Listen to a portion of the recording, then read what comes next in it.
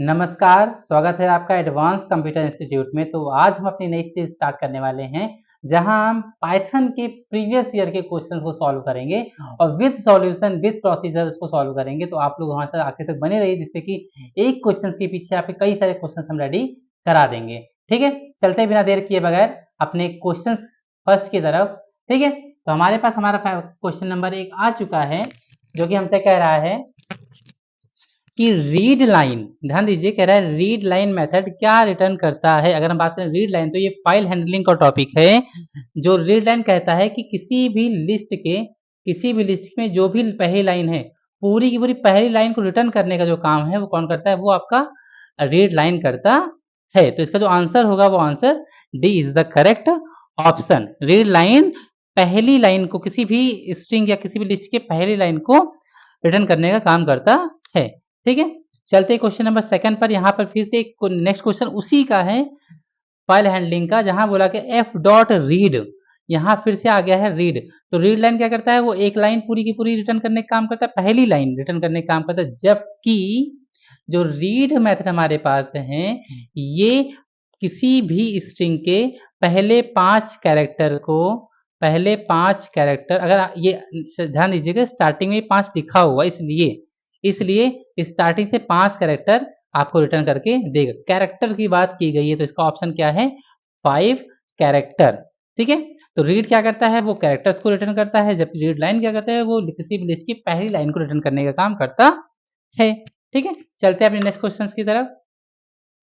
हम देख पा रहे हैं यहाँ पर लिखा है पाइथन इन रिटर्न, पाइथन लिखी गई है, तो बहुत ही आसान सा क्वेश्चन है। ठीक है, option B is the correct option, Python लिखी गई है सी भाषा में। ठीक है, चलते हैं अपने नेक्स्ट क्वेश्चन की तरफ, जहां पर कह रहा है हमसे, काफी इंटरेस्टिंग क्वेश्चन है, आर फाइंड। आर फाइंड का जो यूज है, जब इसको हम यूज करते हैं तो इसका मतलब होता है कि आर फाइंड जो करता है, वो अपनी हाईएस्ट इंडेक्स नंबर वैल्यू को रिटर्न करता है।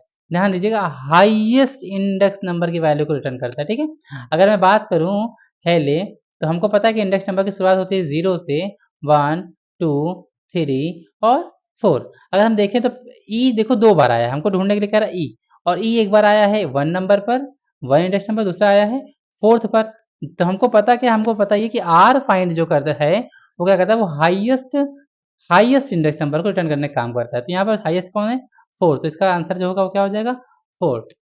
4 इज द करेक्ट आंसर। ठीक है, C option is the correct answer. ठीक है, चलते हैं नेक्स्ट क्वेश्चन की तरफ। यहाँ हम देख पा रहे हैं कि हमारे पास पाइथन की कोड वैल्यू पूछा है, कितना आएगा, सॉल्व करने पर आंसर कितना आएगा। जो ध्यान दीजिएगा, कभी भी किसी भी नंबर को यदि हम डिवाइड करते हैं, तो उसका आंसर हमेशा ही आपका पॉइंट मतलब फ्लोट में आता है। तो इसका आंसर अब 9 मत लगा दीजिएगा, इसका ऑप्शन होगा 9.0, ये एक फ्लोट रिटर्न करेगा आपको। ठीक है, तो 9.0 इज द करेक्ट आंसर। ठीक है, चलिए चलते हैं अपने नेक्स्ट क्वेश्चन पर। तो ये बहुत ही आसान सा क्वेश्चन है, कह रहा है कि मॉड्यूल अगर हमें यूज करना हो, तो इनमें से हम किस का प्रयोग करेंगे। तो किसी भी तरह के मॉड्यूल का अगर हमें इंपोर्ट करना है, तो उसके लिए हम इंपोर्ट कीवर्ड का यूज करते हैं। हम इंपोर्ट कीवर्ड यूज करते हैं, जिसके थ्रू हम किसी भी तरह के मॉड्यूल को, चाहे वो मैथ्स हो, चाहे वो डेट टाइम हो, चाहे वो एनी अदर कुछ भी हो सकता है। ठीक है, तो इंपोर्ट करने के लिए हम इंपोर्ट का यूज करते हैं। ठीक है, चलते हैं अपने नेक्स्ट क्वेश्चन की तरफ, जहां हमसे पूछा गया है फ्लो चार्ट में दो संख्याओं का योग। अगर हम चाहते हैं कि मुझे x प्लस वाई लिखना है, तो x प्लस वाई मैं किस बॉक्स में लिखूंगा, x प्लस वाई को मैं किस बॉक्स में लिखूंगा, उसको मैं पैरेलल बॉक्स में लिखूंगा। ठीक है, अगर हमें स्टार्ट करना है, तो मैं ओवल का यूज करता हूँ टर्मिनल के लिए, कि स्टार्टिंग और एंड करने के लिए टर्मिनल होता है। ठीक है, जिसको यहाँ पे हम ओवल यूज करेंगे।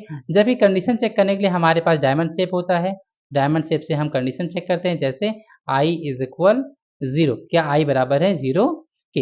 अगर हमको डिसीजन लेना है, तो हम डायमंड का यूज करते हैं। अगर हमें कंट्रोल फ्लो दर्शाना है, तो हम एरो का यूज करते हैं। जबकि हमें प्रोसेसिंग दर्शानी है, तो हम पैरेलल का यूज करते हैं। ठीक है, और डिसीजन लेना है तो हमको पता ही है। ठीक है, और टर्मिनल हमको पता है, टर्मिनल मतलब होता है स्टार्ट और स्टॉप।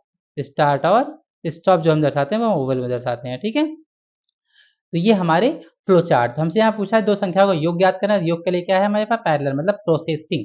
ठीक है, प्रोसेसिंग कहाँ होती है, प्रोसेसिंग आपके पैरेलल बॉक्स में होती है। ठीक है, तो इसका आंसर क्या होगा, वो processing is the correct answer. ठीक है, स्टार्टिंग टर्मिनल क्या होता है, ओवल होता है। प्रोसेसिंग क्या होता है, डीसी प्रोसेसिंग में हो कि आपके एडिशंस होते हैं, सब्सट्रैक्शंस होते हैं, मल्टीप्लिकेशंस होती हैं, जबकि डिसीजन मेकिंग जो है आपकी डायमंड शेप में होती है। ठीक है, चलते हैं आपके नेक्स्ट क्वेश्चन पर। 8वां नंबर क्वेश्चन हमारे पास आ चुका है। ठीक है, बहुत ही ईजी क्वेश्चन है। ठीक है, इसका आंसर चलिए हम ही बता देते हैं। द ब्रेन ऑफ कंप्यूटर क्या है? सीपीयू। आप सभी को पता होगा इसका आंसर। ठीक है, इसमें कुछ हम टाइम वेस्ट नहीं करते, चलते हैं अपने आई क्वेश्चन की तरफ।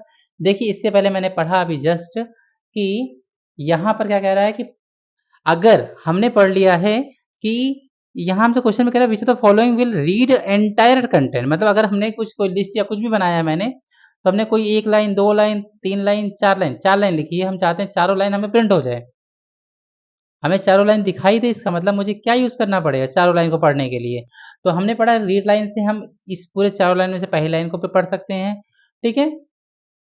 और एफ डॉट रीड जो फंक्शन मेथड हमारे पास अवेलेबल है, ये जो है एफ डॉट रीड जो होता है वो पूरे संपूर्ण कंप्लीट कंटेंट को पढ़ने का काम करता है। तो रीड जो होगा वो आपकी, ठीक है, आपके डॉक्यूमेंट के कंप्लीट कंटेंट को पढ़ने का काम करेगा। Option B is the correct answer. ठीक है, आगे हमारे पास नेक्स्ट क्वेश्चन बहुत ही इंटरेस्टिंग क्वेश्चन है। ठीक है, तो फिलहाल हम इसको आपको बताएंगे जिससे कि आप इसके डाउट सॉल्व कर सकें। ठीक है, तो क्वेश्चन क्या कह रहा है? हमसे कह रहा है कि एक फंक्शन बनाया है इसने। ठीक है, डिफाइन किया है इन्होंने एक फंक्शन, और उस फंक्शन में इन्होंने क्या क्या प्रिंट किया है, और इन्होंने यहाँ पर कॉल किया है 1 2 3। ध्यान दीजिएगा, ये इंडेंट अंदर होना चाहिए था। ठीक है, लेकिन यहाँ पर एरर नहीं आएगी हमारे पास। ठीक है, कुछ मिसप्रिंट हो सकता है, ये अंदर होना चाहिए था इसको। ठीक है, क्योंकि इसमें ऑप्शंस हमारे पास अवेलेबल हैं इसलिए। ठीक है, चलिए देखते हैं कैसे हो। ठीक है, तो सबसे पहले अगर हम फन हमने डिफाइन किया तो हमारे पास ए है, हमारे पास बी है, हमारे पास सी है।